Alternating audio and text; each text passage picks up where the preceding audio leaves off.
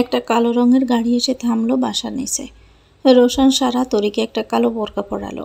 রোশন সারাকে বলল, ব্যাংকের কার্ডটা নিয়ে নামো। সারা ব্যাংকের কার্ডটা নিজের ব্যাগে ভরে তরির হাত ধরে নিচে নামলো। রোশন গাড়ির দরজা খুলে দিল। প্রথমে তরি উঠল, পরে সারা উঠল। রোশন সিদ্দিকী ড্রাইভারের পাশে বসল। গাড়িটা স্টার্ট দিতেই সারা তরির নেকাপের মুখ খুলে দিল। গাড়িতে এসি চলছে, তাই গ্লাস বন্ধ করে রাখা। তরি অশ্রুসিক্ত চোখে গাড়ির জানালার দিকে তাকিয়ে আছে। সারা তরির মুখে এক হাত রেখে মুখটা নিচের দিকে ঘোরালো। চোখ জোড়া অশ্রুসিক্ত, টলমল করছে পানিতে। কান্নার বেগ যেন কমছেই না। সারা তরির মাথাটা নিজের বুকের সাথে মিশিয়ে তরিকে পরম মমতায় জড়িয়ে ধরে বলল, খুব কষ্ট হয়েছিল এতদিন, তাই না? তরি যন্ত্রণায় জর্জরিত চেহারা নিয়ে বুক ফাটা আর্তনাদ নিয়ে হাউমাউ করে কেঁদে দিল সারাকে জড়িয়ে ধরে। এ যেন দীর্ঘদিনের জমানো কান্না আজ ভেতর থেকে উপসে পড়েছে। এ যেন দীর্ঘদিনকার জমানো ভয়ানক যন্ত্রণার বহিঃপ্রকাশ। তরির কান্নার বেগ বাড়ল, আবেগেরা যেন আরও উপসে পড়ল। কারো কান্নায় যে এত ভয়াবহ যন্ত্রণা ফুটে উঠতে পারে তা তরির কান্না না দেখলে অনুভব করা যেত না। যন্ত্রণায় যেন জ্বলে পুড়ে ছাই হয়ে যাওয়া বুক কান্নার তীব্রতা বাড়ার সাথে শীতল হচ্ছে, যেন দীর্ঘদিন পরে মন খুলে কান্না করার মতো একটা বিশ্বস্ত বুক পেয়েছে, যে বুকে সব কান্না সব কষ্ট নিংড়ে দেওয়া যায়। তরির কান্নায় সারার বুকটা পড়ছে, তার চোখে পানি, চোখ দিয়ে পানি গড়িয়ে পড়ছে। সারা তরির মাথায় হাত বুলিয়ে বলল, আর কাঁদে না শোনা, মাথা ধরবে। আর কোনো দিন তোমাকে কাঁদতে দিব না আমি। সারা দুনিয়ার বিপক্ষে গিয়ে আমি তোমার হাসির কারণ হব। তরি কান্না মিশ্রিত জড়ানো গলায় বলল, আমাকে একটু কাঁদতে দিবেন? ওরা আমাকে একটুও কাঁদতে দেয়নি, কাঁদলেও মেরেছে। আমার বুকে অনেক কান্না জমে আছে, কান্নার একটা পাহাড় জমেছে। একটা আপন মানুষ ছিল না যার বুকে আমি মাথা রেখে কেঁদে নিজেকে হালকা করব। এত যন্ত্রণা প্রকাশ পাচ্ছে তরির কথায় যে সারা দমটাই বন্ধ হয়ে আসছে, নিঃশ্বাস নিতেও কষ্ট হচ্ছে। রোশন সিদ্দিকী গাড় কাত করে পেছনে তাকালো, মোলায়েম কণ্ঠে বলল, তরিকে কাঁদতে দাও সারা। যতক্ষণ ওর কষ্টের তীব্রতা কমছে ততক্ষণ তুমি ওকে কাঁদতে দাও। একমাত্র কান্নাই পারে ও যন্ত্রণার তীব্রতা কমাতে। যত কাঁদতে হৃদয় তত হালকা হবে। রোশন সিদ্দিকীর কথা শুনে তরির কান্নার মাত্রা আরও বাড়ল। এই পৃথিবী কত নিষ্ঠুর তা একটি মা ছাড়া বুঝতে পারে না। মা ছাড়া পৃথিবীটা নরকের সমান। তাই যাদের মা আছে তাদের মায়ের কদর করা উচিত। এক অমূল্য সম্পদ এটা। কিছুক্ষণ গাড়ি চলার পরে তরির কান্নার তীব্রতা কিছুটা কমল। কাঁদতে কাঁদতে হেঁচকি উঠে গেছে তরির। সারা আবারও বলল, ওরা তোমাকে মারত? তরি হেঁচকি ওঠা অবস্থায় বলল, ওরা আমাকে অনেক কষ্ট দিয়েছে, অনেক মেরেছে। দিশা আমাকে অনেক অত্যাচার করেছে, যখন তখন গায়ে হাত তুলেছে, অকথ্য ভাষায় গালিগালাজ দিয়েছে। এত অত্যাচার করেছে, সারাক্ষণ মৃত্যু ভয় দেখাতো। এত কষ্ট দিয়েছে? সারার কৌতূহলী প্রশ্ন। তখন তরি দুচোখের পানি ছেড়ে দিয়ে বলল, ওরা সবচেয়ে বেশি কষ্ট দিয়েছে আমার মনে। হৃদয়টা ক্ষত বিক্ষত করেছে ধারালো ছুরি দিয়ে। শারীরিক আঘাত আমাকে কষ্ট দেয়নি, কষ্ট দিয়েছে মনের যন্ত্রণা। সারা তরিকে আবারও শক্তভাবে জড়িয়ে ধরে বলল, আজ থেকে তুমি মুক্ত পাখি তরি। আকাশে ডানা মেলে তুমি উড়বে, কেউ তোমাকে আটকাতে পারবে না। বাকিটা আমি দেখে নেব। ওরা আপনাদের নামে মামলা দিবে, আমার জন্য আপনারা ঝামেলায় পড়বেন। মামলার ভয় আমাকে দেখিয়ে লাভ নেই। এইবার তোলপাড় করে ছাড়ব সব। তুমি নিশ্চিন্তে মিনয়ের সাথে তোমার স্বপ্নের পৃথিবীতে উড়বে। তরির কান্না যেন থামেই না, থেমে থেমে কান্না পাচ্ছে। এরই মাঝে গাড়ি প্রায় তাদের গন্তব্যের দিকে। দিশার আগে ছটপট করতে করতে রুমে এলো। তরির বাবা খাতা কলমে একটা টাকার অঙ্কের হিসাব করছিল। দিশাকে রাগে গজগজ করতে দেখে তরির বাবা বলল, কি হয়েছে তোমার? তোমার শান্তির জন্য তো তরিকে বিদায়ের ব্যবস্থা করলাম। দিশা খাটের কোনায় বসে পড়ে বলল, একটা ভুল হয়েছে আপনার। তরির বাবা খুব কৌতূহলী হয়ে জিজ্ঞেস করলেন, কিসের ভুল? দিশা মুখ কাঁচুমাচু করে বলল, আগের বাসার মিনয় নামক ছেলেটির সাথে তরির বিয়ে দিলেই ভালো হতো, এত ঝামেলা করা লাগতো না। তরির বাবা দিশার অন্যমনস্ক চেহারা দিকে তাকিয়ে বলল, মাথা খারাপ হয়ে গেছে তোমার? যে ছেলে তোমার সাথে বেয়াদফি করেছে আমি তার সাথে তরির বিয়ে দিব? দিশা হঠাৎ উত্তেজিত হয়ে বলল, তা কি হয়েছে? এমন ঘটনা তো কতই ঘটে থাকে। ছেলেটা নিশ্চয় তার ভুল বুঝতে পারে। তুমি যেখান থেকে পারো ওই ছেলেকে খুঁজে এনে তরির বিয়ে দিয়ে দাও। যেভাবে পারো বিয়ে দাও। তরি ওই ছেলেকে বলতে পারছে না। তরির বাবা বেশ অবাক হয়ে যাচ্ছে দিশার কথায়। হঠাৎ দিশা এমন কেন বলছে? দিশা 2 দিন আগেও বলেছে মরে গেলেও ওই ছেলের সাথে তরির বিয়ে দেওয়া যাবে না। তরির উপর অত্যাচার করেছে ও ছেলেকে ভালোবাসার জন্য। আজ তাহলে সুর পাল্টালো কেন? দিশাকে কেমন যেন উন্মাদের মতো দেখাচ্ছে। Something is wrong. তরির বাবা তাও শক্ত কণ্ঠে বললেন, ইম্পসিবল, জীবনেও তরির বিয়ে আমি ওখানে দিব না। দিশার মাথা ঠিক নেই। সে রুম ছেড়ে বেরিয়ে বেলকনিতে গেল। সে এখন বুঝতে পারছে জীবনের চরম ভুল করেছে সে। মিনয় তার ভালোবাসা ছিল না, মিনয় ছিল মোহমাত্র। সে মোহের জন্য এত বাড়াবাড়ি ভুল হয়েছে। তার জীবনে ভালোবাসার মানুষ এসে গিয়েছে। সে এখন বুঝতে পারছে সত্যিকারে ভালোবাসলে কেমন অনুভূতি হয়, যে অনুভূতি মিনয়ের বেলায় হয়নি। তার সত্যিকারের ভালোবাসার নাম রোশান সিদ্দিকী। রোশান সিদ্দিকীর মতো স্মার্ট সুদর্শন পুরুষ জীবনেও সে দেখেনি। তার কথার স্টাইল, খাওয়ার স্টাইল সব অন্যরকম। এই পুরুষটিকে তার লাগবেই। এই পুরুষটির জন্য যা কিছু করতে হয় সে করবে। পৃথিবীর সবার চোখে ঘৃণিত হলেও রোশান সিদ্দিকীকে তার লাগবে। লাগবে যখন ছিনিয়ে নিতে হবে। রোশান সিদ্দিকীর জন্য একটা চক এঁকে নিল দিশা। গতবারের মতো ভুল এবার করা যাবে না। যশোর ক্যান্টনমেন্ট কলেজের রেল লাইনের পাশ দিয়ে ঘেঁষে যাওয়া একটি রোডে দাঁড়িয়ে আছে মিনয়, তন্ময় আর দীপ। মিনয়কে প্রচণ্ড অস্থির দেখাচ্ছে। বারবার হাত উল্টে ঘড়ি দেখছে। কি আশ্চর্য, আজ যেন সময় অতিবাহিতই হচ্ছে না। সময় কি ঘড়ির কাঁটায় আটকে আছে? 1 ঘন্টা সময় কেন যেন ফুরাচ্ছে না। বারবার পানি খাচ্ছে মিনয়। তন্ময় আর দীপ মিনয়কে আজ সাদা পাঞ্জাবি আর পাজামা পরিয়ে এনেছে। মিনয়ের অস্থিরতা কমাতে দীপ বলল, তোকে সাদা পাঞ্জাবি পরিয়ে পাপমুক্ত করে আনলাম। পবিত্র কাজে আসার আগে ধুয়ে মুছে সাফ করে আনলাম। মিনয় একটা বিশ্রী গালি দিয়েই বলল, কেন, আমি কি মহিলাগো কাছে যাই যে পাপ মুক্ত করে আনলি? টেনশনে মাথা পাইটা যাচ্ছে। সারা কি মজা করলো নাকি রে? সত্যি কি তরিকে আনবে? আজ যদি তরির দেখা না পাই, আমার শেষ আশাটুকু বাতি নিভে যাবে এখানেই। নিজের জীবন ত্যাগ করে চলে যাব। তন্ময় বলল, এমন সিরিয়াস বিষয় নিয়ে সারা পান করবে না, একটু ওয়েট কর। ও আবার পান করবে না?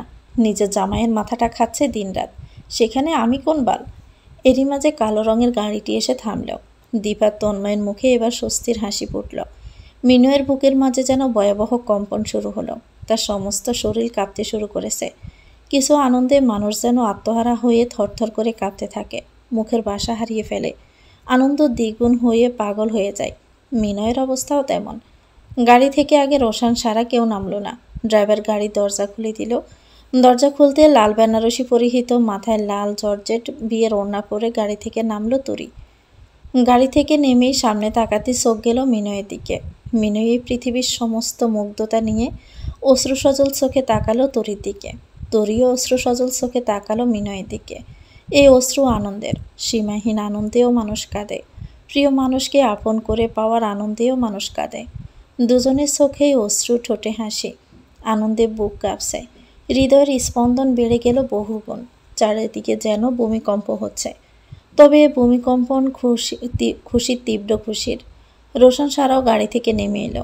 তরি পৃথিবীর সমস্ত লজ্জা, ভয়, জড়তা উপেক্ষা করে বৈশাখের ঝড়ের মতো এগিয়ে গেল মিনয়ের দিকে। মিনয়ও তীব্র গতিতে এগিয়ে এলো। দুজন দুজনের কাছাকাছি আসতে তীব্রভাবে দুজনকে জড়িয়ে ধরল। নিভে যাওয়া প্রদীপ যেন জ্বলে উঠল। ভালোবাসার সুবাস ছড়িয়ে পড়ল চারদিকে।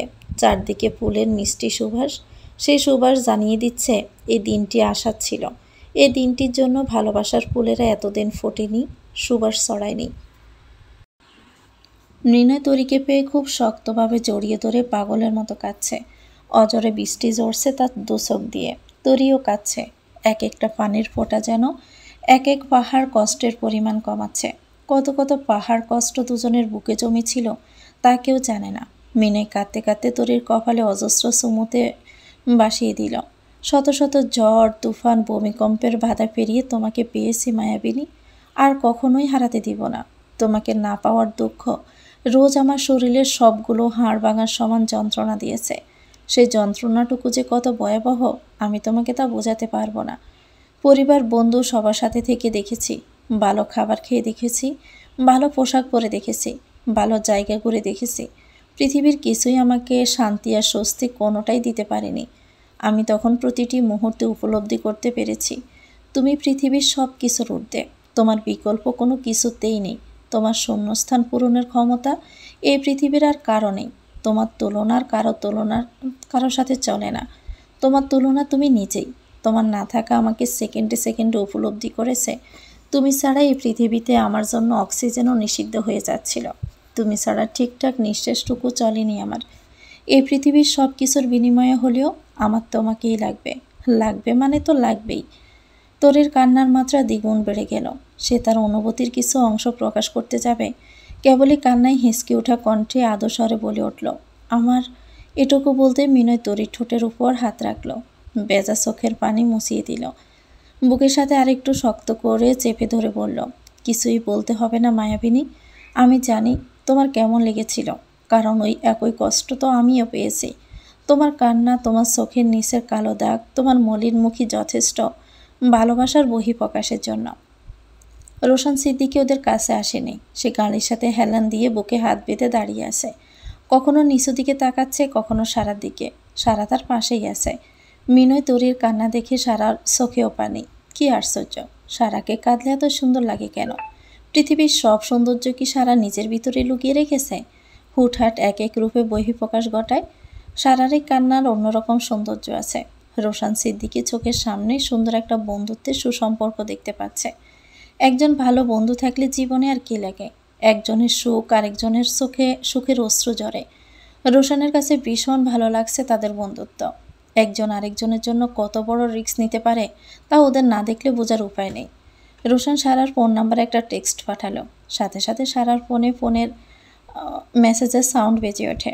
সারা ফোনের স্ক্রিনে তাকিয়ে দেখলো শ্যাম সুন্দর পুরুষ দিয়ে সেভ নাম্বার থেকে মেসেজ আসছে, একটু কাছে আসবেন ম্যাডাম।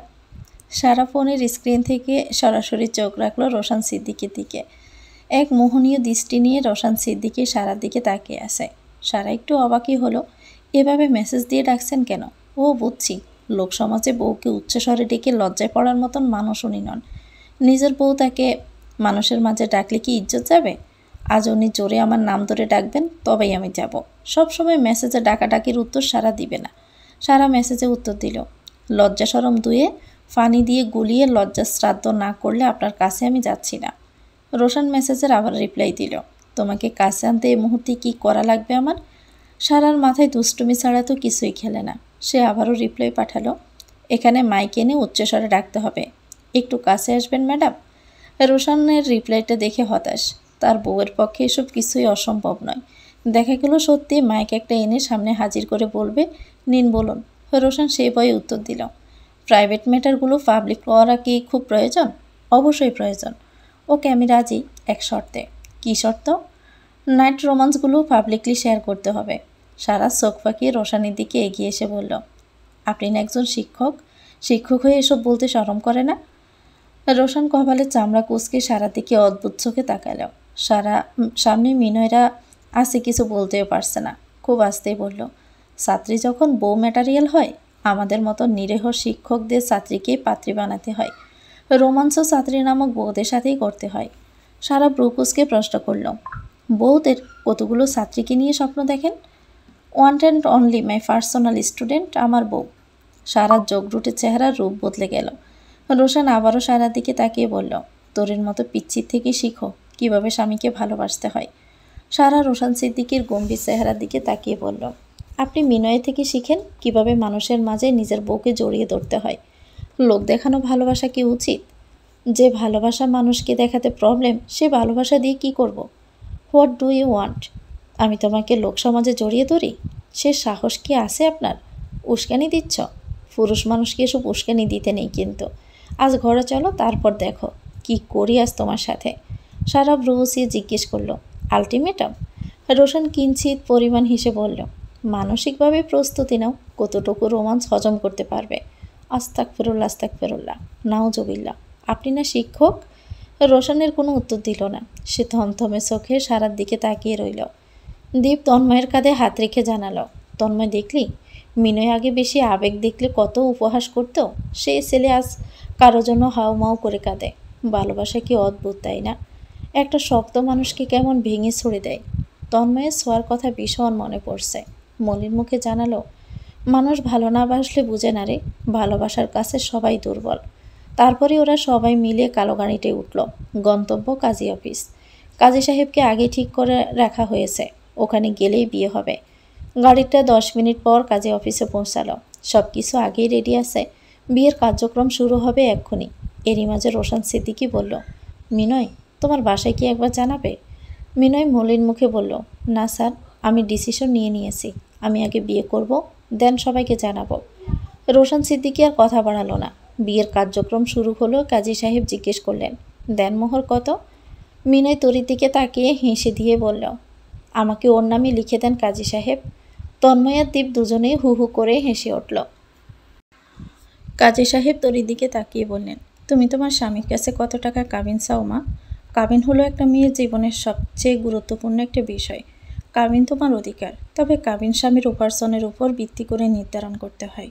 কাবিনের টাকা পরিশোধ না করে স্বামী তোমাকে স্পর্শ করলেও গুনাহ হবে। তরি 1 সেকেন্ডও না ভেবে উত্তর দিল, কাবিন নামায় মীর মিনয় লিখে দিন কাজী সাহেব। মীর মিনয় হলো আমার জীবনের সবচেয়ে মূল্যবান সম্পদ। আমার আর কিছুই লাগবে না, এইটুকু ছাড়া। কাজী সাহেব হাসলেন, হেসে বললেন, এটা তো আবেগের কথা মা, আবেগে সব চলে না। আজ ভালোবাসা আছে, কাল নাও থাকতে পারে। সময় খারাপ, যুগ জামানা ভয়াবহ। আজকাল ভালোবাসার কোনো গ্যারান্টি নেই, তাই কাবিনের জায়গায় আবেগ রাখা ঠিক নয়। তরি সরল মুখে বলল, ভালোবাসার মানুষই যদি না থাকে, কাবিনের টাকা দিয়ে কি হবে বলুন? তার থেকে সম্পর্কের বিনিময়ে আমি একটু সুতারও দাবি করব না। মিনয় বলল, আরে কাজী সাহেব, কয়েক বিলিয়ন লিখে দেন, সমস্যা নাই। কাজী সাহেবও হেসে বললেন, তোমার ক্ষেত্রে একই কথা। আবেগে এসব বলো না, সময় কখন কোন দিকে যায় কেউ জানে না। পাগলামি করে এত বড় অ্যামাউন্টে লেখা ঠিক নয়। সারা বলে উঠল, মিনয়, তোর কাছে কত টাকা আছে? মিনয় বলল, বাবার বিজনেসের টাকা থেকে নিয়ে ব্যাংকে 3 লাখ মতো জমিয়েছি। বংশের একমাত্র ছেলে বলে জন্মের পর কিছু গোল্ড উপহার পেয়েছিলাম। দীপ বলল, শালা বড় লোক। সারা বলল, কাবিন 5-10 লাখ দিয়ে দে। কাবিনের অ্যামাউন্ট ঠিক করার পর ওদের বিয়ে হয়ে গেল। রোশন, সারা, দীপ, তন্ময় সাক্ষী দিয়ে মিনয় তরির বিয়ে হয়ে গেছে। কত শত ঝড় তুফানের পর দুটো অশান্ত আত্মা মিলিত হলো। এই আনন্দ মানুষকে পাগল পাড়া সুখের সাগরে ভাসিয়ে দেয়। তখন সন্ধ্যা, মাগরিবের আজানের সুর চারদিকের মসজিদ থেকে ভেসে আসছে। মিনয় মীর ভিলাতে তখন কলিং বেল বাজছে। 2 বার কলিং বেল বাজতে ভিতর থেকে ফিহু এসে দরজা খুলল। ফিহুর মুখে হাসি, দৃষ্টি ছিল ফোনের দিকে। কারো সাথে যে গভীরভাবে মেসেজে বিজি সেটা বোঝা যাচ্ছিল। দরজায় কারা দাঁড়িয়ে খেয়াল করেনি।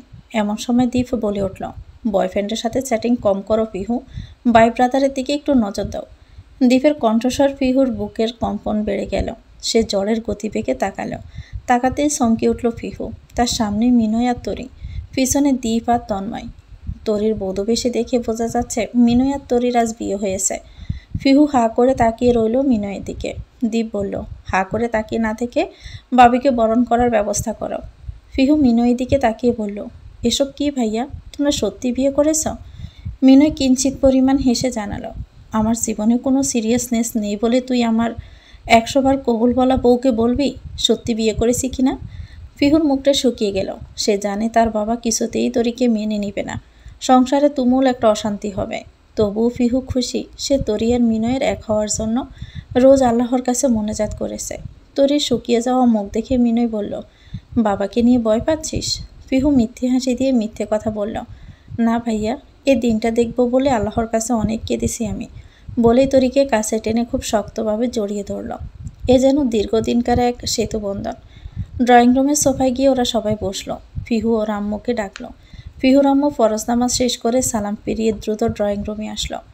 এসেই সবটা ক্লিয়ার বুঝে গেল। মিনয় তরিকে বলল, আম্মুকে সালাম করো। তরি মিনয়ের আম্মুকে সালাম করল।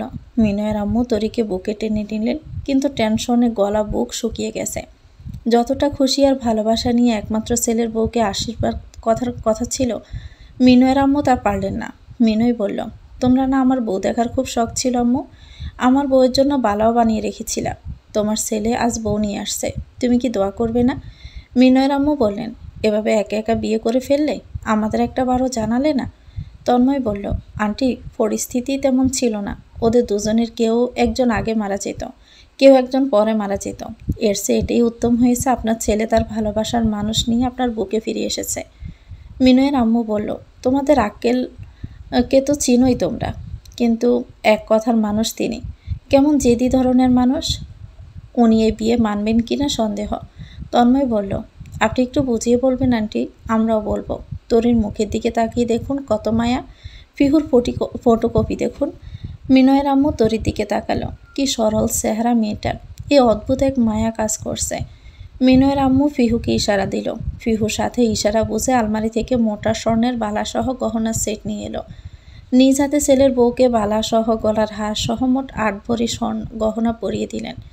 স্বর্ণ পরাতেই তরির মুখটা কেমন চিকচিক করছে। হঠাৎ করে মিনয়ের বাসাটা কেমন আনন্দমুখর হয়ে উঠল। মিনয়ের আম্মু সাথে সাথে রান্নার আয়োজনও শুরু করলেন। কিন্তু এই আনন্দ কতক্ষণ, কতটুকু সময় স্থির থাকবে কে জানে। মিনয়ের বাবার আসার পরই বা কী হবে। এরই মাঝে কারেন্ট চলে গেল। কারেন্ট যেতে মিনয় তরিকে জড়িয়ে ধরে একটা চুমু দিতে যেতেই কারেন্ট চলে এলো। সবার চোখ তখন মিনয় আর তরির দিকে। তরির লজ্জায় কাপড়ের আঁচল দিয়ে মুখ ঢাকল। মিনয় কারেন্টকে বিশ্রী গালি দিয়ে বলল, চুমুটা কমপ্লিট করতেও দিল না। দীপ বলল, কি লুচ্চা রে তুই? মিনয় চোখ ফাঁকিয়ে বলল, তোরা কি ননসেন্স নাকি? বুঝলাম না, নিজের দায়িত্ব পালনে গাফলতি কেন? তন্ময় বলল, কি বলতে চাস? তোরা বলবি না? তোরা দুজন একটু তোদের রুমে যা, একটু রেস্ট কর। তন্ময় বলল, আচ্ছা রেস্ট লাগবে তোর? দীপ হেসে বলল, যা রেস্ট কর, একটু কম করে রেস্টে নিস। মিনয় তরির হাত ধরে বলল, চলো, তুমি ক্লান্ত। রোশন সারা গাড়িতে করে বাড়ি ফিরছে। সারার ক্লান্ত লাগছে। বড় বড় 2টা হাই তুলে গাড়ির সিটে পা তুলে বসল। রোশন খয়েরি প্রেমে চশমাটা খুলে সারার দিকে তাকালো। এমন চাহনি দেখে সারা বলল, কি সমস্যা? পাড়ার কুটনি মহিলাদের মতো তাকাচ্ছেন কেন? রোশন সিদ্দিকী গম্ভীর কণ্ঠে বলল, হোয়াট? সারা এবার রোশনের কোলে মাথা রেখে শুয়ে পড়ল। গাড়ির দিকে তাকিয়ে বলল, গাড়িতে আমি ঘুমাতে পারছি না, একটা বিছানা নেই গাড়িতে। এত কষ্ট করে জার্নি করার জন্যই কি বয়স্ক বুড়ো লোককে বিয়ে করেছিলাম? এখনও আমার জন্য একটা গাড়ি বানাতে পারলেন না, যে গাড়িতে থাকবে একটা সুন্দর বিছানা, একটা ওয়াশরুম, একটা সোফা। তোমার দ্বারাই এসব উদ্ভট কথা বলাই সম্ভব, বলে রোশন অন্যদিকে তাকালো। এরই মাঝে সারা থমথমে মেজাজে বলল, আমার কাবিনের টাকা এত কম দিছিলেন কেন? রোশন গম্ভীর কণ্ঠে বলল, আমার সামর্থ্য ততটুকুই ছিল তাই। সারা এক আঙ্গুল রোশনের দিকে তুলে বলল, মিথ্যে বলেন কেন শিক্ষক মানুষ? শিক্ষকরাও মিথ্যে বলে? এজন্যই দেশটা আজকে রসাতলে গেছে। কি মিথ্যে বলেছি? চাইলে আরও 2 লাখ বাড়াতে পারতেন। রোশন সিদ্দিকী ব্রুকুসকে তাকে প্রশ্ন করল, হাউ? রোশন মুখ বাঁকিয়ে সারা মুখ বাঁকিয়ে বলল, কেন? আপনার 2টার কিডনির দামই তো 2 লাখ টাকা। রোশন অদ্ভুত থমথমে চেহারায় সারার দিকে তাকালো। সারার হাত ভর্তি মেরুন রঙের স্টোন বসানো ভারী ধরনের গর্জিয়াস চুড়ি। আজ সে মেরুন রঙের জর্জেট শাড়ি পরেছিল। শাড়ির সাথে ম্যাচিং করা চড়ি, ম্যাচিং কানের দুল, matching lipstick, matching nail polish. ছোট্ট ভ্যানিটি ব্যাগটাও মেরুন রঙের। বাদামি রঙের চিল্কি চুলগুলো ছেড়ে রাখা। 5 ফিট 5 হাইটের বেশ লম্বা চিকনা মেয়েটা শাড়ির সাথে ম্যাচিং হাই হিল পরে লম্বায় প্রায় বরের সমান সমান হয়ে গিয়েছে। 5 ফিট 9 হাইটের রোশন সিদ্দিকীর কান সমান হয়ে গেছে। আজ সারাদিন এত ঝামেলার মাঝেও যে কতবার মুগ্ধ চোখে রোশন সিদ্দিকী সারার দিকে তাকিয়েছে তার হিসাব নেই। মানুষ সিনেমার নায়িকাদের দেখে মুগ্ধ হয়। মাঝে মাঝে রোশন সিদ্দিকী ভাবে, অত দামি মেকআপ, অত দামি ক্যামেরায় নায়িকাদের যতটুকু সুন্দর লাগে, তার সারার কাছে কিছুই না সেই সৌন্দর্য। সৃষ্টিকর্তার এক নিখুঁত সৃষ্টি সারা। রোশন সিদ্দিকী প্রায় প্রায় বিমোহিত হয়ে তাকিয়ে থাকে তার অপূর্ব সুন্দরী বউয়ের দিকে। গোধূলি লগ্নে পশ্চিম আকাশের কমলা রঙের আলোয় সারাকে যেন ভুবন বোলানো এক সুন্দরী রমণী দেখাচ্ছে। সারা দুহাত নাড়াচ্ছে আর কিছু একটা বলছে। গাল ভর্তি যেন বড় কিছু অর্জনের জন্য প্রাপ্তির হাসি। সে প্রচুর হাসছে। রোশন সিদ্দিকীর হাতে আইসক্রিম। সে সারার আইসক্রিম খাইয়ে দিচ্ছে আর অপূর্ব চোখে সারাকে দেখছে। সে প্রায় প্রায় সারাকে এভাবে দেখে। সারা আইসক্রিম খাচ্ছে আর কি যেন ননস্টপ বলেই যাচ্ছে। এক বিন্দু পরিমাণ থামছে না। সারা যেন একজন বক্তা আর রোশন সারা একজন মনোযোগী শ্রোতা। এমন সময় রোশন সিদ্দিকী আসমকে সারার হাতটা আলতো পরশে চেপে ধরল। সারার হাতটা ধরার সাথে সাথে শরীরে বিদ্যুৎ তরঙ্গের ন্যায় ঝংকার মেরে উঠল। সে যতবারই সারাকে স্পর্শ করে ততবারই এমন হয়। কখনো কারণ বুঝতে পারে না। সারা তখনও মিনয়া তরিকে নিয়ে কথা বলেই যাচ্ছে। কথা বলতে বলতে সারার নজর হঠাৎ ছাদে গেল। ছাদে তাকাতে দেখল দিশা তাদের দিকে তাকিয়ে আছে। সারা মুখটা মুহূর্তের মাঝে বন্ধ হয়ে গেল। সে রাগান্বিত চোখে রোশন স্যারের দিকে তাকিয়ে বলল, ও আপনার দিকে তাকালো কেন? রোশন স্যার বেশ অবাক হয়ে প্রশ্ন করল, সারা সাথে সাথে 2 হাত কোমরে বেঁধেই বলল, আপনি আগে বলুন কেন তাকালো? রোশন স্যার রাগান্বিত বউয়ের মুখের দিকে তাকিয়ে বলল, আমার দিকে কে তাকালো আমি তো খেয়াল করিনি। আমি তো তোমার দিকে তাকিয়ে আছি। তাহলে ও কেন ছাদ থেকে আপনার দিকে তাকালো? রোশন স্যার ছাদের দিকে তাকাতে যেতেই সারা রোশন স্যারের চোখের উপর হাত রেখে বলল, না না না, আপনার তাকাতে হবে না, আমি ছাদে যাচ্ছি। আজ দিশার একদিন কি আমার একদিন। বলে সারা পায়ের হাই হিল খুলে ফেলে শাড়ির কুচি ধরে দ্রুত পায়ে গেটের ভিতর প্রবেশ করেই সিঁড়ি বেয়ে ছাদের দিকে রওনা হলো। রোশন সিদ্দিকী বুঝল আজ এই শহরে যুদ্ধ হবে, ভয়াবহ যুদ্ধ, মানিজ্যত কিছুই অবশিষ্ট থাকবে না আর। সে সারার হিলটা হাতে তুলে দ্রুত পায়ে সিঁড়িতে উঠল। সারা কেবল দোতলা অবধি গিয়েছে তখনই রোশন সিদ্দিকী সারাকে তাদের দরজার সাথে চেপে ধরে বলল, কোথায় যাচ্ছেন ম্যাডাম? সারা রাগান্বিত চোখে রোশন সিদ্দিকীর দিকে তাকিয়ে বলল, আমাকে এভাবে আটকালেন কেন? আশ্চর্য, ছাড়ুন, আমি যাব ছাদে। দিশার চুল আমি আজ আস্ত রাখবো না। ওর জন্য আমার বন্ধু বিনয় অনেক কষ্ট পেয়েছে। কথা দিয়েছিলাম যেদিন ওই দিশাকে পাবো সেদিন ওর সব চুল আমি ছিঁড়ে ফেলবো। আমার বন্ধুকে দেওয়া কথা আমি রাখবই। আর এখন আপনার দিকে নজর দিচ্ছে। কি সাহস ওর, কত বড় সাহস ওই মহিলার। সারাকে দরজার সাথে চেপে রেখে রোশন সিদ্দিকী ঘরে তালা খোলা শেষ করল। দরজা ছিটকেনি খুলে সারাকে পাঁজাকোলা করে তুলে নিয়ে ঘরের ভিতর প্রবেশ করেই ঘরের দরজা লাগিয়ে দিল। সারা বিরক্ত মুখে রোশানের দিকে তাকিয়ে বলল, কি আশ্চর্য, আমাকে কেন কোলে নিয়েছেন এখন? আমার প্রচুর ঝগড়ার মুড এখন। দিশাকে কি বলবো সব ঠোঁটের আগায় চলে আসছে। পরে ভুলে যাব সবগুলো পয়েন্ট এখন মুখস্থ আমার। শিগগিরই ছাড়ুন আমাকে। প্রচণ্ড রাগ থাকতে থাকতে দিশার ব্যবস্থা করতে হবে। রোশন সিদ্দিকী সারার গালে নাক ঘষে বলল, কিন্তু ম্যাডাম, আমার যে প্রচুর রোমান্সের মুড এখন। তোমাকে কি রোমান্টিক কথা বলবো সব ঠোঁটের আগায় চলে আসছে। পরে ভুলে যাব সবগুলো পয়েন্ট মুখস্থ এখন আমার। শীঘ্রই রোমান্স করতে হবে। রোমান্সের মুড থাকতে থাকতে রোমান্স করতেই হবে। এই আপনি এখন মশকরা করছেন আমার সাথে?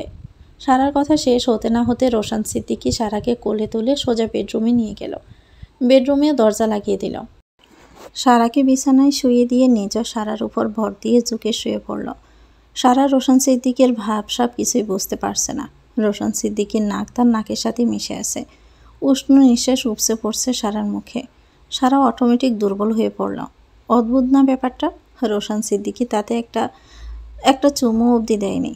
তাহলে এমন অদ্ভুত ফিলিংস কেন হচ্ছে? সারা রোশন সিদ্দিকের বুকে ধাক্কা মেরে বলল, উঠুন, আমি ছাদে যাব। রোশন সিদ্দিকী সারা দু হাতের আঙ্গুলের ভাঁজে আঙ্গুল রেখে বিছানার সাথে চেপে ধরে সারার গলায় ঠোঁট ডুবিয়ে রাখলো অপেক্ষা। অনেকক্ষণ। সারার পা দুটো বিছানায় চটপট করছে। তাতে সারার পায়েলে রিনিঝিনি শব্দ হচ্ছে। মিনিট তিনেক পরে রোশন সিদ্দিকী ঠোঁট তুলল। সারার পর্সা গলায় রক্ত জমে গেছে। রোশন সিদ্দিকী চিত্রশিল্পীর ন্যায় গলায় তার ঠোঁটের চিহ্ন এঁকে দিয়েছে। নেশাক্ত রোশন সিদ্দিকী সারার কানে ঠোঁট মিশিয়ে পিষপিষিয়ে বলল, তোমার নুপুরের শব্দ আমাকে আরও নেশাক্ত করে তোলে। বলে সারার ঘাড়ে আবারও ঠোঁট ডোবালো। শিহরণে সারার শরীর ঠান্ডা হয়ে গেছে। সমস্ত শরীরের পশম দাঁড়িয়ে গেল। সে রোশন সিদ্দিকীকে নিজের সবটুকু বল প্রয়োগ করে জড়িয়ে ধরল। চারদিক থেকে অদ্ভুত এক সুগন্ধি ভেসে আসছে। কোথায় যেন অতিথি পাখি স্বর তুলে গান গাইছে। মাতাল করে তুলছে দুজনের দেহ, যা কেউ শুনতে পাচ্ছে না। একে একে খুলে গেল রোশন সিদ্দিকীর শার্টের সমস্ত বুতাম। শার্ট পরল বিছানার এক কোনায়। সারা শাড়ি পরে রইল ফ্লোরে। দুজনেই ডুবে গেল গভীর প্রেমের মহাসমুদ্রে। যে প্রেম সমুদ্রে উথাল পাতাল ঢেউয়ের মতো দোল খেতে লাগলো। কিছু উষ্ণতা মানুষ আনন্দ দেয়, ভালোবাসা গভীর থেকে গভীর করে। তখন সন্ধ্যা গড়িয়ে গিয়েছে। সারা গোসল করে টি শার্ট আর প্লাজো পরে সোফায় বসে ড্রামা দেখছে আর ফোনে সেলফি তুলছে। রোশন সিদ্দিকী গোসল শেষ করে সাদা রঙের একটা টাওয়াল পরে ড্রয়িং রুমে এলো। চুলগুলো ভেজা আর এলোমেলো। সারা সেলফি তুলতে গিয়ে খেয়াল করলো তার গলায় দাগ হয়ে গেছে, হুবহু দেখতে ঠোঁটের মতো। সে পাশ ফিরে তাকাতে দেখলো রোশন সিদ্দিকী দাঁড়িয়ে আছে। সারা তাকাতে রোশন সিদ্দিকী বলল, এখন কি সেলফি তোলার টাইম নাকি টিভি দেখার টাইম? সারা উঠে দাঁড়িয়ে বলল, আমার গলায় দেখুন কি করেছেন। রোশন সিদ্দিকী একবার চোখ বুলিয়ে বলল, এখন এসব নিয়ে আলোচনার সময় নাও, যাও পড়তে বসো, তোমাকে ম্যাথ করাবো আমি। সারা রোশন সিদ্দিকীর থমথমে চেহারা দেখে বলল, কাজ শেষ, উদ্দেশ্য সফল, অমনি আগের রূপে ফিরে গিয়েছেন তাই না? সারার এই ঠোঁট কাটা কথা শুনে রোশন সিদ্দিকী অদ্ভুত চোখে সারা দিকে তাকালো। এর মানে হলো লজ্জা থাকলে জীবনে মেন লেখাপড়া শেষ না হলে রোমান্সের ধারে কাছেও যাবে না। তরি গুটিসুটি মেরে বসে আছে মিনয়ের খাটে। মিনয়ের বন্ধু মহলের সবচেয়ে দুষ্ট ছেলে। নিজের বউয়ের সাথে দুষ্টমি করবে না তাই কখনো হয়? দুষ্টবুদ্ধি মাথায় অভাব নেই তার। তরি ছোট মানুষ, ও কোনো দুষ্টমি নাও বুঝতে পারে, না বুঝলে দুষ্টমি করে মজা বেশি। মিনয় তরি নার্ভাস পেসে দিকে তাকিয়ে বলল, মায়াবিনী, তোমাকে এমন নার্ভাস কেন দেখাচ্ছে? মিনহুনা তরির চোখের গণপাপড়িগুলো ঘন ঘন পড়ছে। মিনয় আস্তে তরির হাতের উপর হাত রাখল। তরি লাফিয়ে উঠে হাতটা সরিয়ে নিল। মিনয় হেসে উঠল। হেসে উঠে উপরের ঠোঁট দিয়ে নিচের ঠোঁট চেপে ধরল। 30 সেকেন্ড পর ঠোঁটের হাসির রেখা টেনে নিয়ে বলল, আর কিছুই তো ধরছি না, শুধু হাটের উপর হাতটা রাখতে দাও। তরি গোল গোল চোখে মিনয়ের দিকে তাকালো। সে কি ভয়ানক লাজুকতা তরির চোখ মুখ ভর্তি। সে মিনয় থেকে আরও খানিকটা সরে বসল। মিনয় মাথার চুলে হাত দিয়ে বলল, আরে এখনই সরে পড়ছো কেন? এখন তো ফুল সজ্জা করছি না। ফুল সজ্জা করবো রাতে। এই সন্ধ্যায় আমাকে কি পাগল পেয়েছে ফুল সজ্জা করে ফুলসজ্জার 12টা বাজিয়ে দিব? আমার জীবনের প্রথম ফুলসজ্জা, তা আমি দারুণভাবে এনজয় করব রাতে। লজ্জায় তোরের মাথাটা যেন কেটে যাচ্ছে। সিসি, এসব কি তো কথা বলছে? লজ্জায় তরি একেবারে নিচু হয়ে তাকিয়ে আছে। মিনয় তরির কাছাকাছি গিয়ে বলল, বুঝলাম না, রোশন স্যারের সামনে, দুনিয়ার মানুষের সামনে আমাকে জড়িয়ে ধরতে পারলে এই বদ্ধ করে কিসের লজ্জা? তাহলে তোমার উচিত না এবার আমাকে আরও ভয়ঙ্করভাবে জড়িয়ে ধরে বাচ্চার বাবা বানিয়ে ফেলা? দেখো, আই এম রেডি, তুমি চাইলে ট্রাই করতে পারো। তরি এবার লজ্জায় বোধহয় মরেই যাবে। কি বিশ্রী কথা বলছে মানুষটা। এমনি সে টেনশনে মরে যাচ্ছে, গেমে যাচ্ছে সর্বাঙ্গ। তরি উঠে হাঁটা দিল। মিনয় তরির হাত ধরে টেনে ধরে বলল, লজ্জাও মেয়েদের অনেক বড় একটা সৌন্দর্য। এই যে তুমি ভয় পাচ্ছ, নার্ভাস হচ্ছ, লজ্জা পাচ্ছ, এটাও দারুণ লাগছে আমার কাছে। আর কিছু বলছি না, বসো এখানে। কি নিয়ে নার্ভাস শেয়ার করো প্লিজ। তরি কাঁপা কণ্ঠে বলল, আমার খুব টেনশন হচ্ছে। আপনার বাবা এসে যদি কিছু বলেন? মিনয় জানে তার বাবা তার প্রতি কত দুর্বল। একটু রাগী থাকলেও ছেলের প্রতি সে ভীষণ দুর্বল। ছেলে যা বলবে তাই মেনে নেবে। মিনয় খুব কনফিডেন্সের সাথে বলল, আরে টেনশন করছো কেন? বাবা এসে হাসি মুখে তোমাকে গ্রহণ করবেন। যদি এমনটা না হয়? মিনয় তার কনফিডেন্সের মাত্রা বাড়িয়ে দিয়ে বলল, আমি হলাম একমাত্র ছেলে। আমার একটা আলাদা পাওয়ার আছে এই বাসায়। আমার খুশি আমার বাবার খুশি। তরির মন কেন যেন মানতে চাইছে না। তার গলা বুক শুকিয়ে আসছে চিন্তায়। শুকিয়ে আসা মুখে মিনয়কে বলল, আমার না খুব ভয় করছে, যদি মেনে না নেন। মিনয় জানে তার বাবা মেনে নেবেন। সে তরিকে বিশ্বাস করতে বলল, আরে পাগলি, যদিও বাবা কিছু বলেন তো আম্মু আছে না, আম্মু বাবাকে বোঝাবে। বাবা আম্মু সব কথা শোনে। তরির বুক দুরু দুরু করছে ভয়ে। সে ভয়ে শুকনো মুখে আবার বলল, যদি বাবা মায়ের কথাও না শোনেন? আরে আম্মু খুব জেদি। বাবা বাড়াবাড়ি করলে আম্মু ব্যাগ গুছিয়ে হাঁটা দেবে। আম্মু ফিহু চেয়েও আমার প্রতি দুর্বল বেশি। আম্মু আমার জন্যই ঘর সংসার ছেড়ে দিতে দুবারও ভাববে না। তাও তরির চিন্তা হচ্ছে। সে চিন্তায় পাগল হয়ে যাচ্ছে। কেন যেন মনে হচ্ছে বাবা এসে ঝামেলা করবেন, তাকে মেনে নিবে না।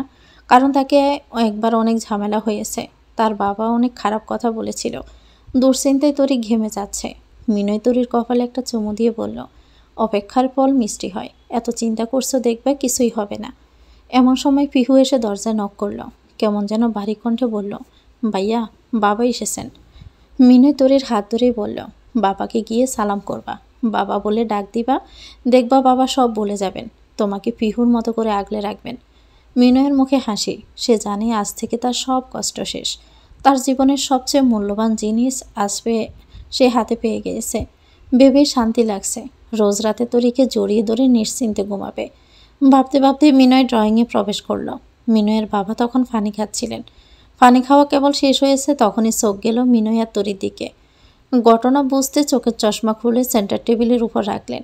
মিনয়ের মায়ের দিকে তাকালেন। মিনয়ের আম্মু মাথা নিচু করলেন।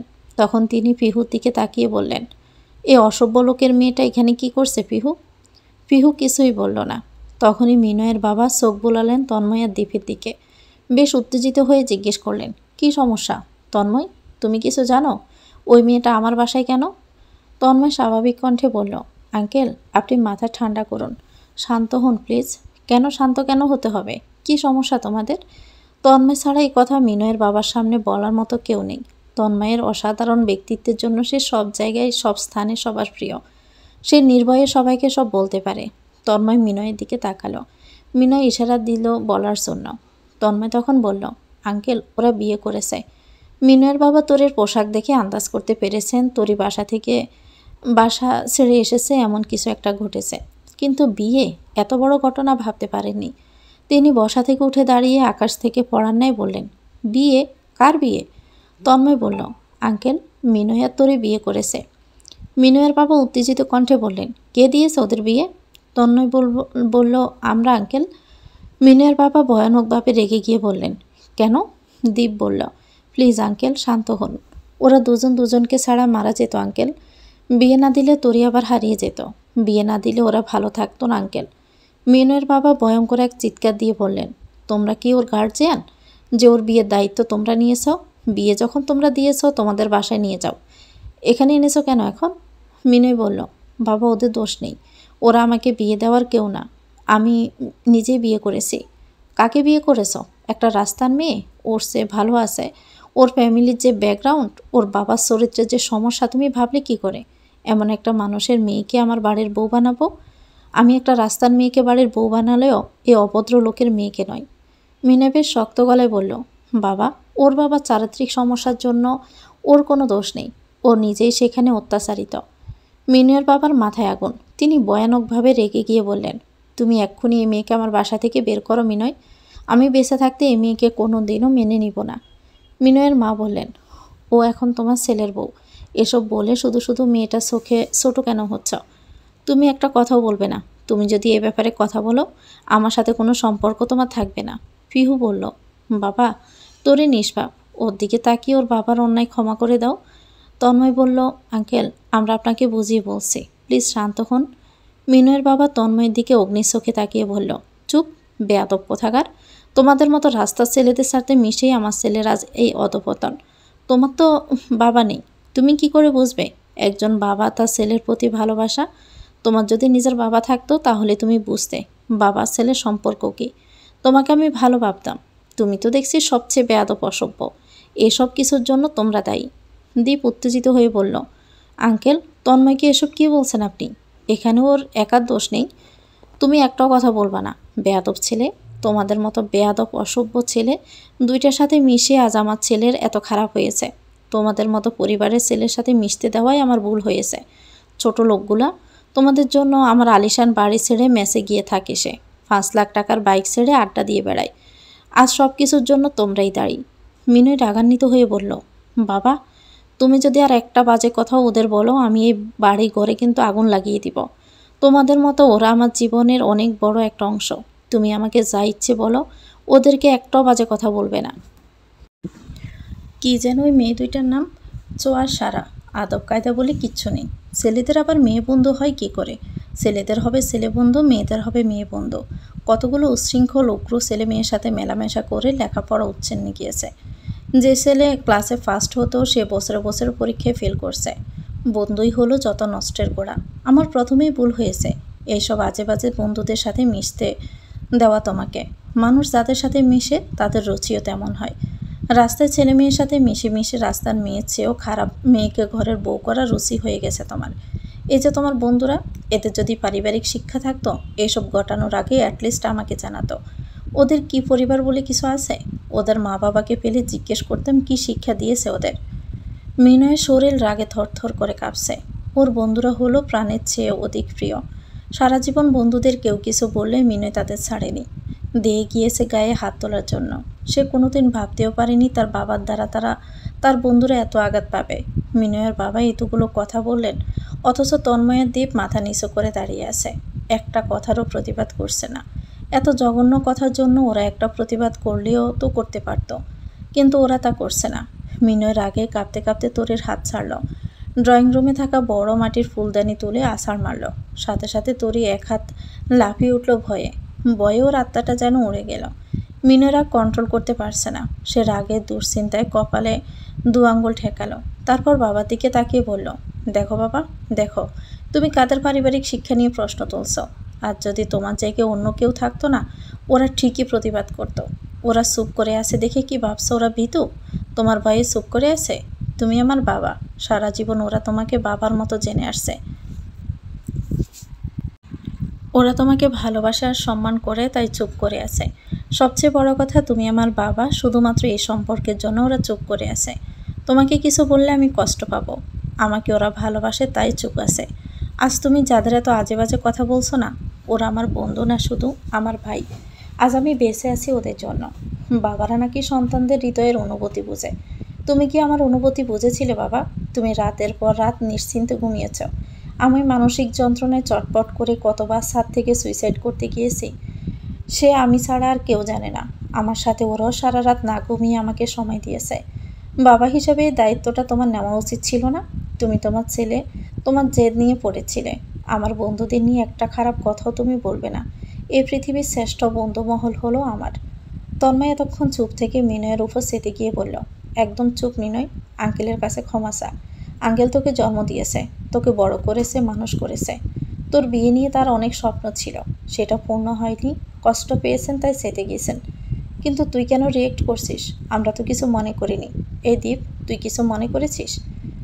দীপের মুখ পুড়ে আছে। সে একটা ভারী নিঃশ্বাস ছেড়ে বলল, তন্ময় আবারও বলল, আঙ্কেল আমাদের মাফ করে দিন, এছাড়া আমাদের কিছু করার ছিল না। মিনয়ের বাবা মাথা কাজ করছে না। সে কি রাগে কি বলতে কি বলে ফেলেছে নিজেও জানে না। রাগান্বিত হয়ে তন্ময়ের নমনীয়তার বিপরীতে গিয়ে বলল, এক্ষুনি বের হও, এখনই আমার বাসা থেকে বের হয়ে যাও, সাথে ওই বস্তির মেয়েকেও নিয়ে যাও। আমার বাসার ত্রিসীমানায় যেন তোমাদের না দেখি। মিনয় তাতে দাঁত চেপে বলল, আম্মু তুমি বাবাকে কিন্তু নিষেধ করো এক্ষুনি, আমি কিন্তু সব কিছু শেষ করে দিব। মিনুয়ের বাবার জেদ যেন আরও বাড়ছে। রাগে জেদে কাঁপতে কাঁপতে বললেন, এই ছেলেগুলোর জন্য আমার উপরে কথা বলছো? আমার চেয়ে ওরাই তোমার কাছে বড় হয়ে গেছে। ওকে ফাইন, তুমি চয়েস করো তুমি কার সাথে থাকবে, আমি নাকি তোমার বন্ধুরা। মিনু তার বাবার এমন প্রশ্নে আশ্চর্য হয়ে বলল, এসব তুমি কি বলছো বাবা? তুমি তো তুমি, তোমার সাথে কি পৃথিবীর কারো তুলনা আছে? এখানে তুমি নিজেকে অপশন হিসাবে কেন দেখছো? আমার কথার উত্তর দাও মিনয়, তোমার কাকে লাগবে, আমি নাকি ওদের? আমার সবাইকে লাগবে বাবা। তোমাকে আমার কসম দিচ্ছি যে কোনো একটা সাইড বেছে নিতে হবে তোমার। তুমি যদি আমাকে চাও, বন্ধুদের চাও, তাহলে আমাকে পাবা না। এই বাড়িতে তোমার জায়গাও হবে না। এখন তুমি ভেবে নাও কাকে লাগবে তোমার। মিনয় তার বাবার এমন রূপ আগে পরে কখনো দেখেনি। তার বাবা একটু রাগী, কিন্তু এই রাগী যেতে বাবাকে সে আগে পরে দেখেনি। মিনয়ের কঠিন গলায় বলল, বাবা তুমি যদি বাবা হয়ে আমাকে এভাবে শর্তে ফেলে দাও, আমার আবেগ অনুভূতি নিয়ে খেলা করো, তাহলে লাগবে না আমার এই বাড়ি, আমি ওদের সাথেই থাকবো। আর যদি বলি আমাকে চাও নাকি ওই মেয়েটাকে, এই ছেলেগুলো তাহলে কি করবে? আমি আবারও বলছি বাবা, তুমি আমার হৃদয়ে বসবাস করো, অকারণে নিজেকে অপশন বানাচ্ছ। তুমি যদি নিজেকে অপশন বানাতে পারো, আমিও বলতে পারি আমার ওদের লাগবে, তোমাকে নয়। তুমি যদি জিদ ধরে থাকতে পারো, আমাকে না বোঝো, আমিও তোমাকে ছাড়া থাকতে পারবো। মিনয়ের বাবা আবারও বললেন, যদি এই মেয়েটার এই ছেলেগুলোর মাঝে কাউকে পছন্দ করতে বলা হয়, কি করবে তুমি? এই পৃথিবী যে আমাকে এমন শর্ত আর অপশনে ফেলবে, তাকেই ছেড়ে দিব। ওদের মাঝে যে এমন করবে তাকে ছেড়ে দিব, কারণ আমার সবাইকে লাগবে। বাহ, তোমার সবাইকে লাগবে, শুধু আমাকে লাগবে না? তোমাকে সে সুযোগ দিচ্ছি মিনয়, ওই মেয়েটাকে যেখান থেকে এনেছো সেখানে ছেড়ে আসো, আর ছেলেগুলোর সাথে মেশা বন্ধ করো, তাহলে এই বাড়ির দরজা খোলা থাকবে তোমার জন্য। মিনয়ের দরজার বাঁধ ভেঙে গেল। সে চিৎকার দিয়ে বলে উঠল, অসাধারণ, তুমি পারবে আম্মুকে ছেড়ে দিতে? তুমি যদি আম্মুকে ছেড়ে দিতে পারো, আমিও ভেবে দেখব আমার ওয়াইফকে আমি ছাড়বো কি না। সরি, ভেবে দেখব মানে? প্রশ্নই আসে না আমার ওয়াইফকে আমি ছেড়ে দেওয়ার। তুমি স্বামী হিসাবে অমানুষ হতেই পারো, তাই বলে কি আমিও অমানুষ হব?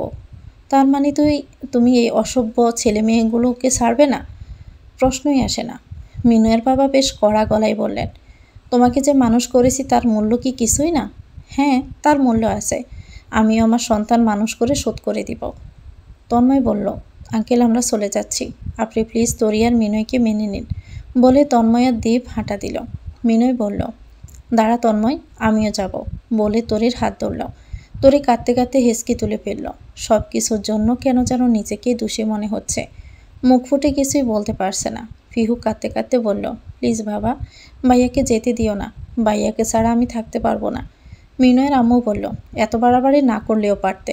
মিনয় তরির হাত ধরেই বলল, এই তোমার বাড়ি ছেড়ে যাচ্ছি, আর কোনো দিনও ফিরবো না বাবা, বলেই হাঁটা দিল।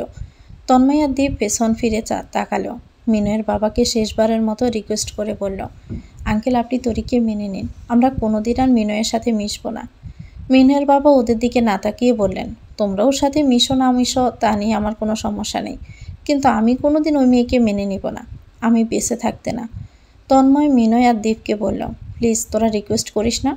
আর আমার সাথে মিশবি না মানে কি? আমার ফ্যামিলি লাগবে না ভাই, তোদের লাগবে। আমার ফ্যামিলির অবস্থা কি দেখেছিস তো? কি বলবো আর, চল এখান থেকে। আমার স্ত্রীর সম্মান যেখানে থাকবে না, সেখানে আমিও থাকবো না। বলে ওরা হাঁটা দিল। তখনই মিনয়ের বাবা পিছন থেকে ডাকল, মেয়েটির হাত থেকে বালা দুটো খুলে রেখে যাও। ওই বালা পরার যোগ্যতা এই মেয়ের নেই। তুমি জানো ওটাতে কতটুকু স্বর্ণ আছে? মিনয় যেন আকাশ থেকে পড়লো তার বাবার কথা শুনে। তার বাবা শেষ অবধি এত নিচে নামতে পারলো? সে ভেবেছিল বাবা পিছন থেকে ডেকে বলবে, যাস না, তুই ছাড়া আমার আর কে আছে। মিনয়ের চোখ দুটো ছলছল করে উঠল। তন্ময়ের দীপ অবাক চোখে তাকিয়ে আছে মিনয়ের বাবার নিষ্ঠুরতার দিকে। মিনয় তার মায়ের দিকে তাকিয়ে আছে, তার মা জোর করে হলেও তার বাবাকে আটকায় কিনা। কিন্তু না, তার মা চুপ হয়ে আছে, কোথাও যেন সে নেই এমন হয়ে আছে। মিনয় তার মায়ের দিকে ছলছল চোখে তাকিয়ে মৃদু হাসল। তোরের হাত দুটো ধরল। তোরের কান্না মিশ্রিত চোখের দিকে তাকিয়ে বলল, এর চেয়ে বাড়ির স্বর্ণের গহনা তোমাকে আমি বানিয়ে দিব, আই প্রমিস, মন খারাপ করো না। বলে মিনয় তোরের হাত থেকে বালা দুটো খুলল। বালা দুটো খোলার সময় মিনয়ের হৃদয়টা জ্বলে পুড়ে জর্জরিত হয়ে যাচ্ছে। তরি পুপিয়ে কাঁদছে। আজ তার জন্য মিনয়ের জীবনটা এলোমেলো হয়ে যাচ্ছে। সব কিছুর জন্য সেই দায়ী। জন্ম থেকেই সে অবাগা, যেখানে যায় সব ধ্বংস হয়ে যায়। মিনয় বালা দুটো খুলে ওর বাবার হাতে দিয়ে বলল, নাও, তোমার কোটি টাকা দামের অমূল্য সম্পদ বাবা। আমার কাছে এর চেয়েও দামি তরি। স্বর্ণ চাইলেই টাকা দিয়ে কেনা যায়, কিন্তু তরির মতো একটা সরল মেয়ে টাকা দিয়ে কেনা যাবে না। ওর মতো খাঁটি হীরা টাকার বিনিময়ে পাবো না। আমার বন্ধুরা হীরার চেয়েও দামি, যা অর্থের অঙ্কে পরিমাপযোগ্য নয়। খালি তুমি যদি একটু মন নরম করতে, আজ আমি অনেক সুখী হতে পারতাম। বলে মিনয় হাঁটা দিল। মিনয়ের বাবা পেছন থেকে ডেকে বললেন, শেষবার বলছে মিনয়, আমি কিন্তু সব ফিহুর নামে লিখে দিব। ওদের হাত ছেড়ে ফিরে আসো। মিনয় আর পিছন ফিরে তাকালো না। সে তরিয়ার তন্ময়ার দ্বীপের হাত শক্ত করে ধরে বলল, জীবনে যতদিন বেঁচে থাকবো তোমার সম্পত্তির কিছুই আমি স্পর্শ করব না, মনে রেখো। তোমার ছেলেকে তুমি ভালো করেই চিনো বাবা। তোমার ছেলের জিদ নিশ্চয় তুমি ভুলে যাওনি। ফিহু হাউমাউ করে কেঁদে উঠে বলল, বাবা ভাইয়াকে আটকাও, তরিকে মেনে নাও। মিনয়ের বাবা ফিহুর দিকে রাগান্বিত চোখে তাকিয়ে বললেন, দরজা খোলা আছে, তুমিও যেতে পারো। চোখের পানি মুছতে মুছতে মিনয় তরিয়া তন্ময় দ্বীপের সাথে বেরিয়ে গেল। ওদের কারো মুখে কোনো কথা নেই, শুধু তরি হু হু করে কাঁদছে। তন্ময়ের দ্বীপের ভিতরটা যন্ত্রণায় পড়ছে। ওদের মাঝে সবচেয়ে খামখেয়ালি ছিল মিনয়, যার মাঝে কখনো ম্যাচুরিটি ছিল না। বিশ্রী গালি ব্যবহার করত, সিগারেট খাওয়া আগে শিখেছিল, ইচ্ছামতো বাইক নিয়ে ঘুরে বেড়িয়েছে। বড়লোক বাবার কত আদরের ছেলে, অথচ সে আজ বন্ধুদের জন্য বাবাকে ছাড়তে দুবারও ভাবেনি। এই পৃথিবীতে এমনও বন্ধু আছে যে কিনা শুধুমাত্র বন্ধুদের জন্য মা বাবার বিপক্ষে যেতে পারে। মিনয় আজ প্রমাণ করলো, রক্তের সম্পর্ক না থাকলেও আত্মার সম্পর্ক মানুষকে কঠিন এক ভালোবাসার বাঁধনে অটুট করে রাখতে জানে। মিনয় বন্ধুত্বের এক দৃষ্টান্তমূলক উদাহরণ। মাঝে মাঝে জীবন আমাদের পরীক্ষায় ফেলে দেয়। সেই পরীক্ষায় না পড়লেও বোঝা যায় না কে আপন কে পর। তরি হু হু করে কাঁদছে আর ভাবছে, এই পোড়া কপালে এত ভালোবাসা কি লেখা ছিল? কেউ তাকে এত ভালোবাসতেও পারে? সে কি জানতো কোনোদিন কেউ তাকে এতটা ভালোবাসবে? কেউ তাকে ভালোবেসে বাড়ি অবধি ছাড়বে? এ ছেড়ে যাওয়ার যুগে নিঃস্বার্থভাবে একটা চালচুলোহীন মেয়েকে শুধুমাত্র ভালোবাসার জন্য শক্তভাবে হাত ধরে রেখেছে মিনয়। চারদিকে এত স্বার্থপর মানুষের ভিড়ে মিনয় ভালোবাসার বন্ধুত্বের দৃষ্টান্তমূলক উদাহরণ। তখন সন্ধ্যা ঘুরে গিয়েছে।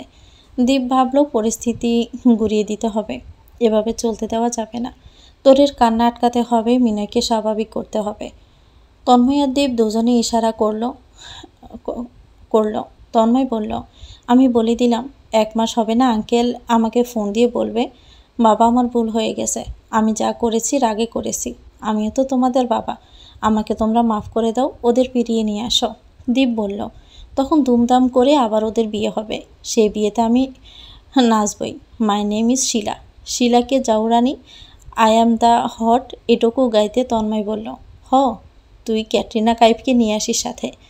দীপ বলল, গাইস, মিনয় আর তরির বাসসজ্জা কিন্তু যেখানে সেখানে হবে না। আমরা আজ রাতে যাব কক্স বা কুয়াকাটা, সেখানে একটা দারুণ হোটেল, ওদের বাসর হবে। মিনয় বলল, খরচ কে দিবে? দীপ বলল, রোশন সিদ্দিকী আর সোয়া। শালার এই জমিদার সোয়াটার সাথে যোগাযোগ না থাকাতে অনেক লস হয়েছে। শালির বাপের যে কত টাকা হিসাবেই আসে না। মিনয় বলল, সোয়ার বাপের যা আছে আমার বাপের তার 100 ভাগের 1 ভাগও নেই। দেখিস না সোয়ার চলাফেরা কেমন? ওর বাপের মতো যদি আমার বাপের থাকতো কি করতো আল্লাহই ভালো জানেন। সোয়ার কথা উঠতে তন্ময়ের মুখ কালো হয়ে গেল। গত 15 দিন সোয়ার কোনো খোঁজ নেই। কোথায় হারিয়ে গেল ও? এত এত কথার ভিড়ে তরির কান্না থামছে না। মিনয় তরিকে বলল, তুমি কি তোমার বাবার জন্য কাঁদছো? তোমার বাবার জন্য পরাণ পড়ছে? তরি মাথা নাড়িয়ে বলল, না। মিনয় বলল, আর যদি কাঁদো আমি ভেবে নিব তোমার বাবার জন্য কাঁদছ। তুমি চাইলে এক্ষুনি দিয়ে আসবো। দেখো, আমার চোখে কোনো পানি নেই। আমি তো কাঁদছি না। আমার বাবার জন্য পরাণও পড়ছে না। তরি ছোট হলেও জানে মিনয়ের কষ্ট হচ্ছে। সেই কষ্ট সে লুকিয়ে রেখেছে। দ্বীপের সদ্য হওয়া সেই প্রেমিকাকে একটা মেসেজ করা হয়নি দীর্ঘক্ষণ। সে হয়তো ফোন হাতে মেসেজের অপেক্ষায় আছে। অনলাইন যেতে দেখলো সোয়াকে আজ দীর্ঘদিন পরে অ্যাক্টিভ দেখাচ্ছে। দীপ লাফিয়ে উঠে বলল, এ তন্ময়, সোয়া তো অ্যাক্টিভ। মিনয় বলল, ফোন লাগা। দীপ বলল, টেক্সট দিচ্ছি, ওয়েট। দীপ সোয়াকে ওর বিকাশ নাম্বার পাঠিয়ে দিয়ে বলল, এতদিন হারিয়ে গেছিলি, তার শাস্তি হলো আমার বিকাশে টাকা পাঠা 50,000। মিনয় বিয়ে করেছে, ওর হানিমুন ট্রিট তুই দিবি। ওর বাবা বিয়ে মেনে নেয়নি, ওর এজন্য মন খারাপ। মন ভালো করতে ট্যুরে নিয়ে বাসর করাবো। তুই আমাদের সাথে যোগাযোগ না রেখে যে শাস্তি দিয়েছিস, যে টেনশন দিয়েছিস, তার জন্য হানিমুনের খরচ তুই দিবি। আর আগামীকাল যদি তোকে কুয়াকাটা না দেখি, খোদার কসম সোয়ার নামটা বলে যাব। আর হ্যাঁ, মিনয়ের বউয়ের জন্য গিফট হিসেবে 2টা বালা আনিস। সোয়া মেসেজ সিন করলো। মেসেজে একটা ওয়াও রিয়েক্ট দিল। মিনয় বিয়ে করেছে? আমাদের মিনয়? সোয়ার মনে হাজারটা প্রশ্ন। কিভাবে বিয়ে হলো? ও মেসেজে রিপ্লাই দিল, আগামীকাল কুয়াকাটা দেখা হচ্ছে। দীপ লাফিয়ে উঠল, আরে সোয়া আসবে কাল। সারাকে ফোন লাগা তন্ময়। তন্ময়ের হৃদয়ে কোথা থেকে যেন একটা শীতল বাতাস প্রবাহিত হচ্ছে। ওরা ঘণ্টাখানিকের মাঝে হোটেল বুকিং দিল। নিজে 2-4টা টি শার্ট আর প্যান্ট নিল মেস থেকে।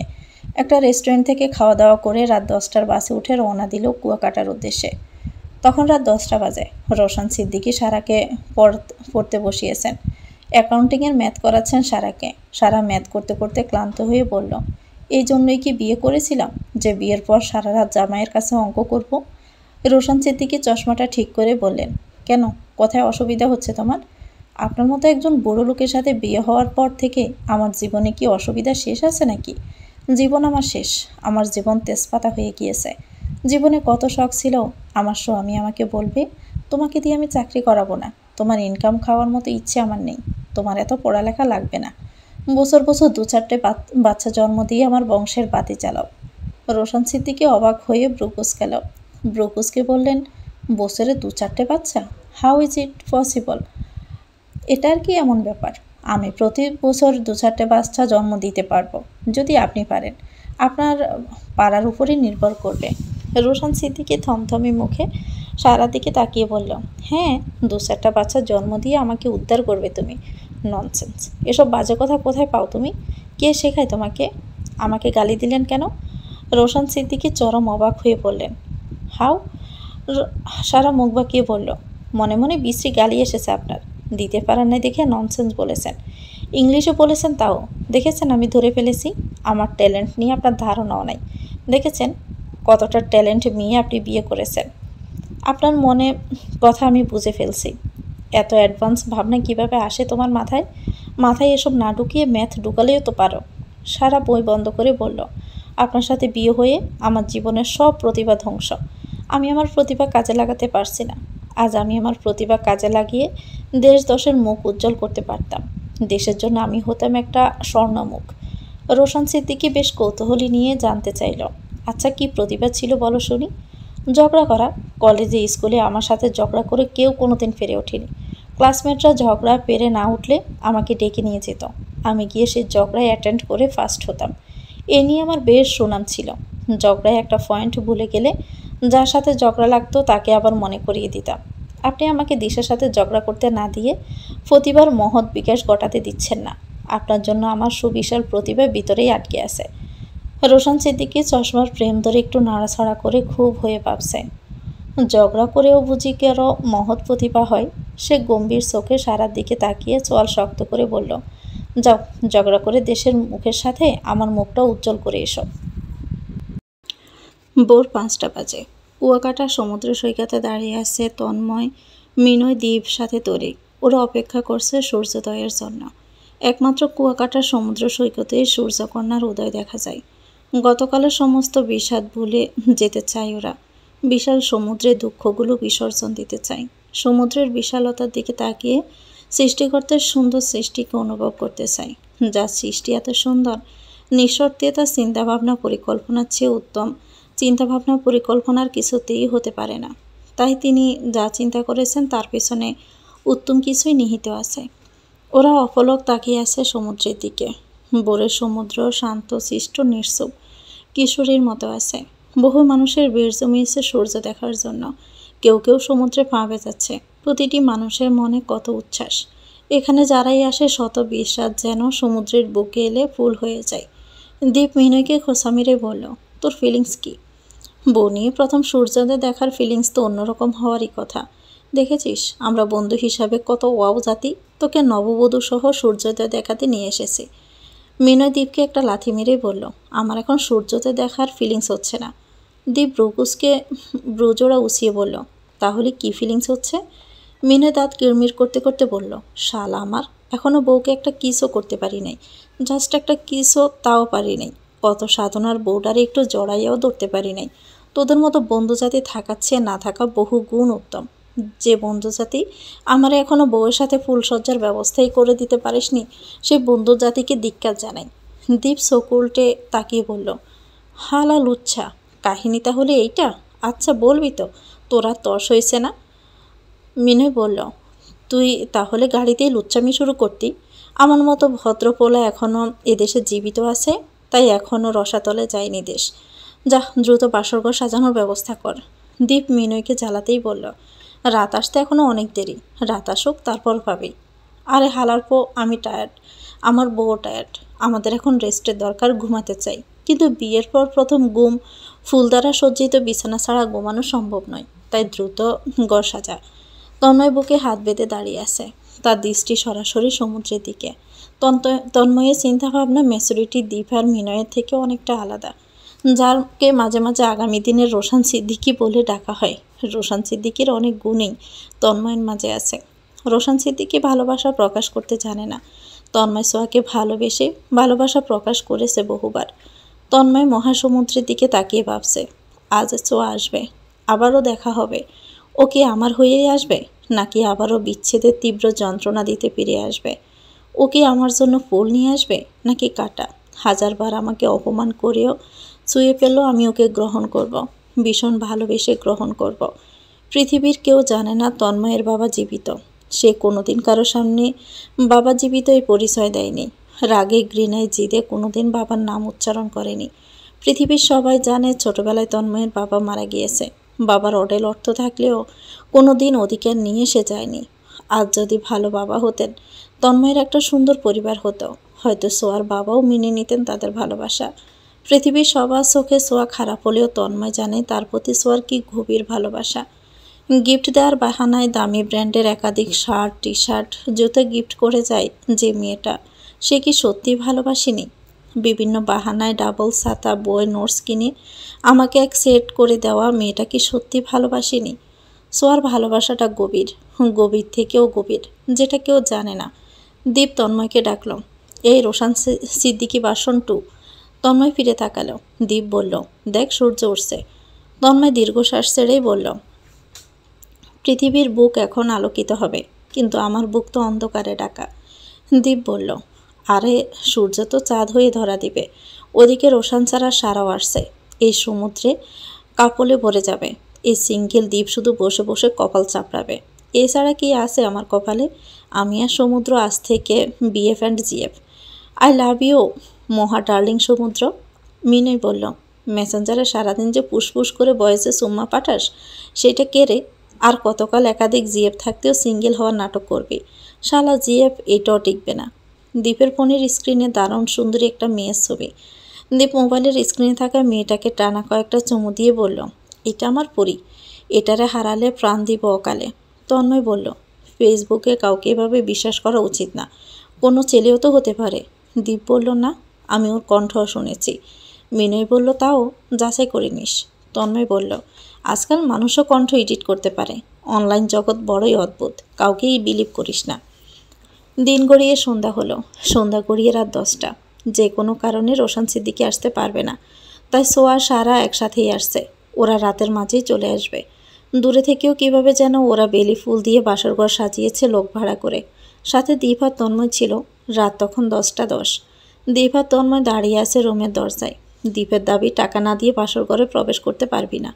তন্ময় বলল, ঝামেলা না বাড়িয়ে দাবি দেওয়া যা আছে মিটিয়ে বাসর ঘরে প্রবেশ কর। আফটার অল তোরই তো লেট হচ্ছে। মিনয় বলল, তোরা কি আমার ভাবি না শালি যে টাকা দিব? দান্দা বাদ দিয়ে ভালোই ভালোই দরজাটা খোল। দীপ বলল, আয় তোর ভাবির দায়িত্ব পালন করছি। বলে দীপ মিনয়ের কানে কানে বলল, প্রথম রাতে গল্প করতে হয় শুধু, বুঝছো দেবরজি? তন্ময় হু হু করে হেসে উঠল। তরিও হেসে উঠল। মিনয় বলল, 2টা টাকার জন্য এত কাহিনী? ধর হালা টাকা। বলে 2 টাকার নোট দিল। দীপ টাকার দিকে তাকিয়ে হা করে থেকে বলল, ভিক্ষা? ততক্ষণে মিনয় দীপের হাত থেকে চাবি কেড়ে নিয়ে দরজা খুলে বলল, গুড নাইট। দীপ বলল, বউ নিবি না? মিনয় বলল, আবার জিগাই। বলে তরিকে কোলে তুলে নিয়ে গান গাইতে গাইতে ঘরে ঢুকলো। আজকে আমার বাসর রে। তো ভিউয়ার্স, গল্পটির নাম হচ্ছে একটি নির্জন প্রহর চাই। এটা গল্পের সিজন 2 এর 6ষ্ঠ অংশ। পরবর্তী অংশ পেতে চ্যানেলটিকে সাবস্ক্রাইব করে আমাদের সাথে থাকবেন। ভিডিও ভালো লাগলে একটি লাইক দিয়ে দেবেন, কমেন্ট করে জানাবেন কেমন লেগেছে। আল্লাহ হাফেজ, আসসালামু আলাইকুম।